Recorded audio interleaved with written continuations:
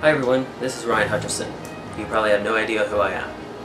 All my friends call me RyHut, and I hope you'll do the same from here on out. And I hope you'll remember it long enough to write me in as mayor of the District of Columbia when you go to vote. I know you're probably wondering, wasn't there an election just now in September? And you're right, there was. That was the Democratic primary. And here in a Democratic town, basically that's who wins. We still have the general election to go. We have it beginning on October 18th through November 2nd. Election day is every day. So you can go down to Judiciary Square to the Board of Elections, you can register to vote, and you can cast your vote anytime in those 15 days. So that's October 18th to November 2nd. I was looking at some numbers, and I realized that we're not engaged here in town. There's about 600,000 folks that live here, and in this recent primary, which is what decides who becomes mayor and every other office in this town. In the primary, 77% of DC residents did not participate in that election. That leaves about 23% that are active and engaged in the direction of the city in a civic voting way. If you look at the numbers, you have 39% of us are living here but not registered.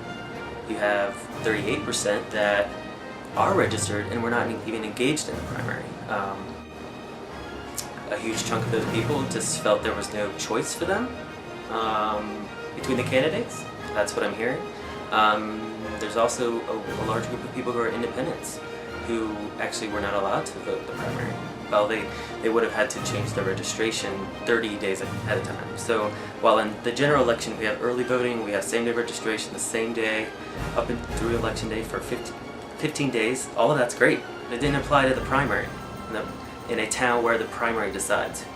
So, it's a little imbalanced in that way. So I want to make the general election matter. And hopefully you'll write me in, RyHut. I've registered with the Board of Elections, I've registered my name, RyHut, and I hope that's what you write in when you go to vote. And over this period of time in the campaign, I'll make the case. But what I've been doing and preparing is listening a lot. That's basically, we've kind of discovered through the primary that people felt they weren't listened to over the last several years. So I want to make sure people feel like that's true. And I think it's the best way to figure out what's going on. But what I really want to get out of this is to have you paying attention, period. After the question of why and answering that, which was why not, some other questions popped in my head. So basically, I wondered, how in the world do we have all these people who live here, who moved here, because they want to do something, they want to contribute, they want to change, make progress.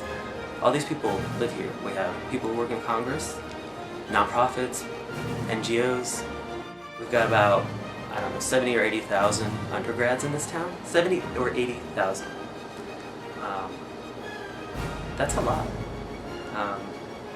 That's basically the same amount of people, if not more, than voted for the winner of the Democratic primary, Vincent Gray. So, obviously, people are not being represented. They're not representing themselves either, and that's the point. By the end of this, I again hope you'll write me in, RyHut. But if going through this you determine that Chairman Gray is the best choice for mayor, then great. Or if it's Faith from the State Green Party, or you want to write Mayor Fentigan, that's your choice, or someone else, or yourself. We're going to explore this together. We're going to watch the progress in this city in terms of our communication, our interaction between each other. We want this to be a really interactive campaign where you're interacting with us on Twitter, at neighborhood events. We're going to try to reach people in any way that they communicate. I think Twitter is an amazing tool for doing that, but I recognize that not everyone has access to it. Whether you're registered or not registered, or have been engaged. I want to hear from you because I'm going to then communicate what you're saying to everybody. So at the very least, you know, we're getting out a point of view that maybe isn't being brought to the forefront. So I hope you help us, and